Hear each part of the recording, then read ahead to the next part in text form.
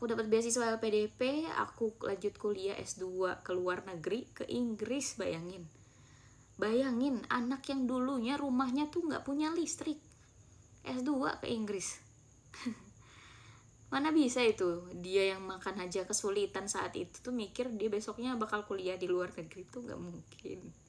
Halo, kenalin nama aku Livia. Hari ini aku akan ngebagiin pengalaman aku, bicarain tentang masa lalu aku, yaitu kemiskinan. Jadi dulu aku hidup sangat amat terbatas, sampai sekarang sudah banyak dari cita-citaku itu terkabul. Dan aku pengen bikin video ini untuk ngasih tahu ke teman-teman atau siapapun yang nonton, yang mungkin kehidupannya sekarang masih sangat sulit, untuk punya sedikit banyak harapan, karena aku yakin semua orang sekarang rata-rata udah punya internet connection ya, jadi bisa tahu cerita-cerita serupa tentang hidup mereka lebih gampang daripada aku zaman dulu.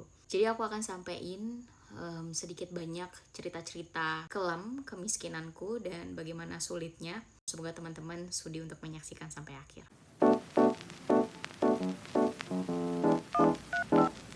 Pertama, tadi aku mikirin tentang susu. Dulu waktu aku kecil, susu yang ada di bayangan kami itu, aku dan saudaraku, itu susu bendera. Susu bendera, yap, kental manis bendera.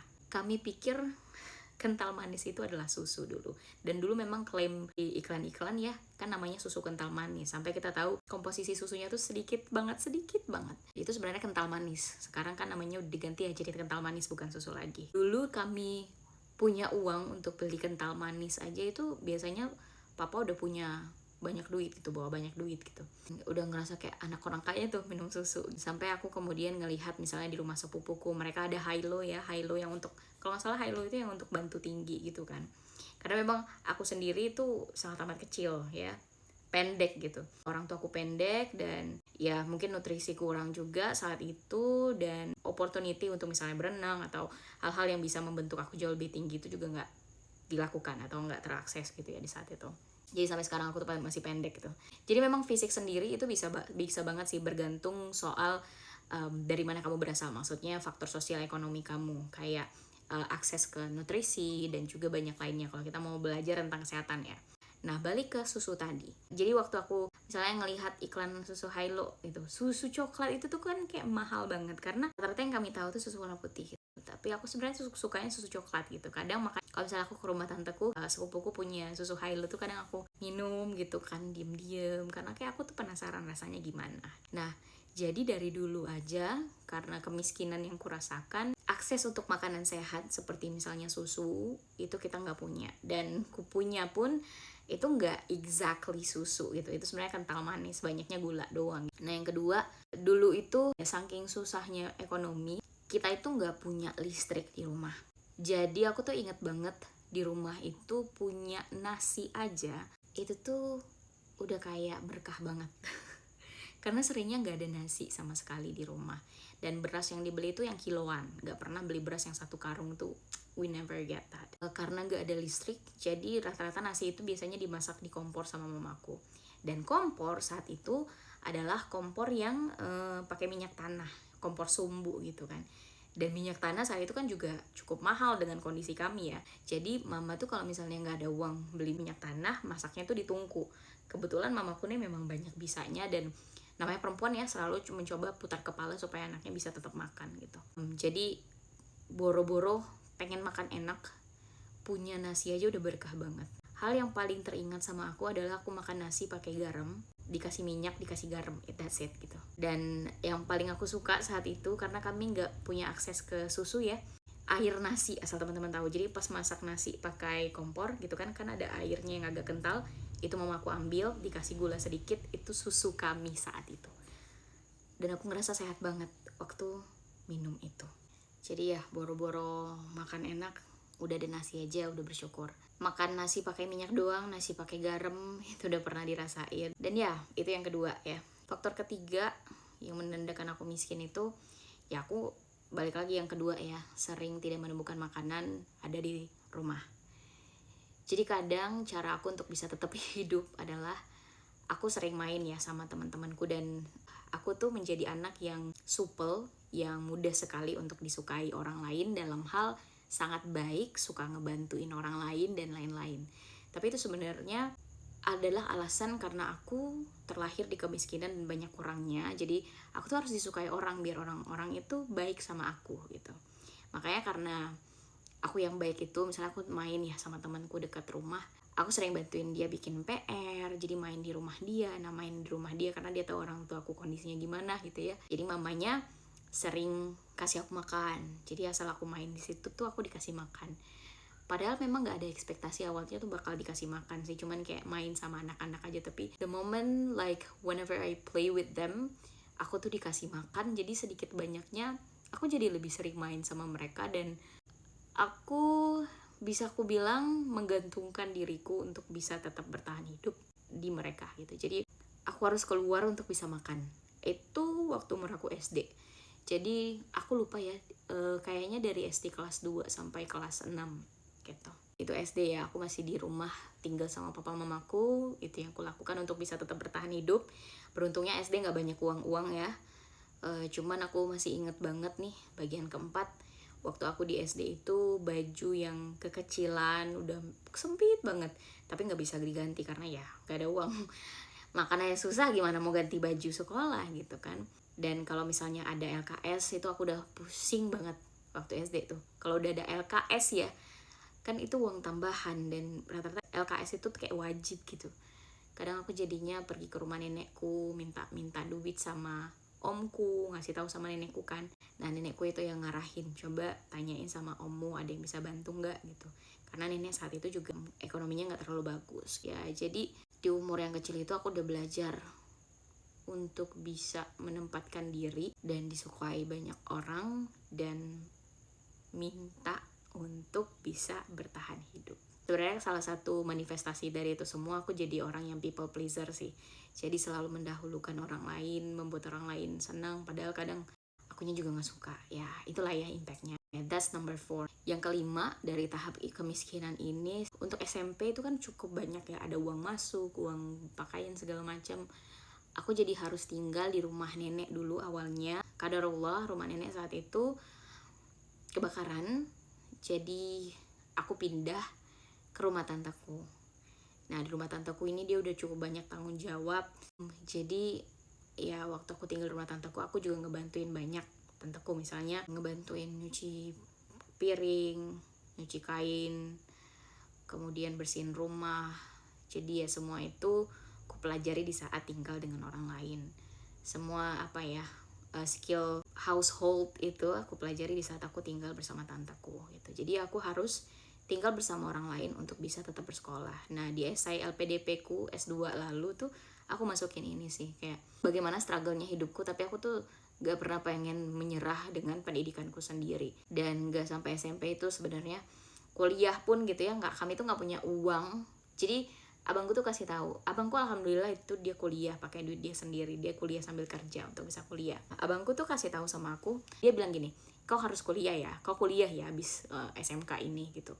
Aku sengaja pilih SMK karena ya pengen kerja langsung gitu kan, karena ya that's what the family need. And then bangku bilang kerja sambil kuliah gitu, dia kasih tahu nih kampus yang ini aja nih, kalau nggak dapat beasiswa ya udah pakai kampus yang kecil-kecil aja tapi kuliahnya malam, tapi tetap harus kuliah, dia bilang gitu. Dan ya aku ngikutin aja sebenarnya apa kata abangku saat itu. Aku coba beasiswa saat itu, beasiswa bidik misi ya untuk miskin gitu, keluarga miskin, cuman akunya nggak lolos. Dan ya udah, kemudian aku kuliah sambil kerja. Aku kerja dari pagi sampai sore, kemudian kuliahnya di malam hari, dan aku biayai kuliahku sendiri sampai selesai. Masya Allah gitu ya. Nggak berhenti sampai di situ. Alhamdulillah Allah tuh ngebuka pintu lainnya sampai aku tahu kayak beasiswa luar negeri. Aku coba dan saat itu aku udah kerja juga. Jadi ekonomiku tuh perlahan membaik karena memang aku mencoba tetap berpendidikan dan mencoba selalu ketemu orang baru. Itu bantuan abangku juga. Abangku yang bilang lebih bagus kita kuliah di tempat, mungkin universitasnya nggak terlalu bagus, tapi kita kuliah di tempat orang yang banyak bekerja. Maksudnya gini, jadi kita punya network atau connection ke orang-orang yang sudah mempunyai pekerjaan. Karena di dunia kerja koneksi itu paling penting gitu. Kita bisa tahu informasi ya dari koneksi, dari networking gitu. Dan abangku bilang nanti mungkin kerjaan kau gajinya kecil, tapi karena kau tahu orang, bisa jadi kau dapat kerjaan yang jauh lebih baik. Dan benar aja, apa yang dikatakan abangku itu benar. Sebenarnya kendala salah satunya saat ini ya, banyak anak muda, aku nggak tahu sih ya, aku merujuk pada adikku gitu, yang kayak udah banyak pencapaianku di hidup ini, yang aku tuh pengen ngasih tahu ke dia, ini loh jalan-jalannya. Kalau bisa pendidikan jangan sampai tidak dilanjutkan, misalnya ke kuliah apalagi gitu. Kami udah kasih opportunity ke dia, tapi dia kayak no, this is not me. Jadi susah juga.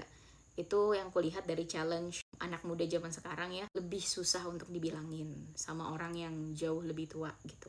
Kalau aku sendiri saat itu aku menjadikan abangku sebagai role model, jadi apapun yang dia bilang ya aku ikutin gitu. Dan bener aja hidupku selamat karena mengikuti apa kata dia. Jadi dari kuliah itu aku dapat opportunity bisa lanjut S2 dengan beasiswa dan full aku follow up informasinya. Aku dapat beasiswa LPDP, aku lanjut kuliah S2 ke luar negeri, ke Inggris. Bayangin anak yang dulunya rumahnya tuh nggak punya listrik, S2 ke Inggris.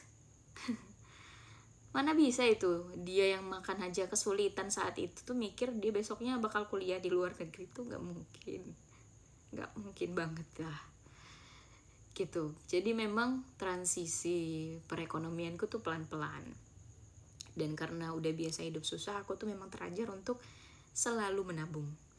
Sampai pendapatanku makin banyak, aku tuh selalu nabung juga. Walaupun kayak pasti kita ada yang kayak save reward ya, dulu belum pernah cobain ini sekarang cobain, dulu belum pernah beli ini sekarang beli gitu. Tapi balik lagi, nabung aku tuh dari dulu tuh selalu kulakukan. Dan untuk sum up dari ini semua, aku mau nyampein ke teman-teman yang ngerasa hidupku susah banget, kayak it's like the end of the world. Aku pernah ada di posisi itu dan aku tahu betapa sulitnya itu semua. Tapi tetap jalanin aja, tetap survive, tetap bertahan. Pendidikan jangan sampai tidak dinomorsatukan, itu aja. Karena menurut aku kalau kita dari miskin mau ke atas, pendidikanlah solusinya. Gak harus di bangku kuliah, memang benar, tapi dari pengalaman itu juga bentuk pendidikan. At least, ya maksud pendidikan itu adalah apa yang ada di kepala ini. Jadi di saat teman-teman udah di sini isinya, itulah yang bisa sedikit banyak ngangkat derajat kita dari sebelumnya miskin, perlahan pelan-pelan naik gitu. Aku pengen nyampein, don't lose the faith in yourself. Jangan kehilangan semangat untuk masa depan kamu, karena ada banget masa depan anak miskin itu. Contohnya aku sekarang, aku ada di pekerjaan yang aku inginkan, aku sudah berpendidikan tinggi, dan banyak sekali opportunity yang bisa aku dapatkan. Kemudian aku sudah bisa punya aset ini, aset itu, dan sedikit banyaknya sekarang aku sudah punya koneksi orang-orang yang punya banyak sekali privilege itu, yang mana akan terus ngebantu aku kemanapun aku mau melangkah. Jadi percaya sama proses kamu hari ini, lihatlah kesulitan ini sebagai cara untuk Allah bikin kamu jauh lebih kuat ya. Aku pernah lewatin itu semua. Dan ya, aku mau ngasih tahu, kamu juga bisa. Kamu juga bisa punya hidup yang lebih baik. Oke? Segitu dulu mungkin untuk sharing-sharing di konten kemiskinan kali ini. Aku sendiri sekarang di tahap sangat amat menerima backgroundku. Karena menurut aku, menjadi miskin itu juga sebuah uniqueness. Kenapa aku berbeda dan kenapa aku punya offer yang cukup besar adalah karena pengalaman yang aku punya. Pengalaman miskin, pengalaman hidup susah, itu orang-orang yang punya privilege nggak tahu rasanya. Dan itulah yang bikin aku unik ya, dari experience yang aku punya. Makanya aku kayak nggak malu sih untuk nge-share ini semua, karena aku yakin kalau aku bisa mulai jujur dan ngasih tahu ini, ada banyak orang yang menemukan video ini sebagai semangat baru untuk hidupnya, dan juga ngerasa aku juga bisa, karena kita berangkat dari tempat yang sama. Dan ya, terus berjuang aja menurut aku ya. Aku pernah dengar salah satu hal ini yang menarik sekali menurut aku. Sebenarnya hidup itu poinnya tentang surviving aja, tentang bertahan. Semua masalah yang kita lewatin, yang datang ke kehidupan kita, dia nantinya akan ketemu kok. Solusinya itu akan muncul sendiri. It's just a matter of kamu bisa bertahan atau enggak sampai solusinya datang. Begitu juga dengan kemiskinan kita. Masalah beratnya yang kita lewati sekarang nanti akan ada solusinya pelan-pelan. Kamu hanya perlu bertahan.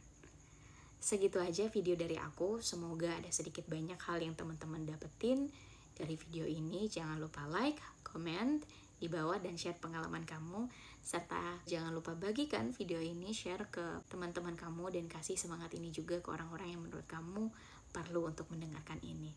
Terima kasih banyak. Jangan lupa subscribe di YouTube aku dan support channel ini. Terima kasih. Sekian dari aku, Livia. Terima kasih sudah menyaksikan.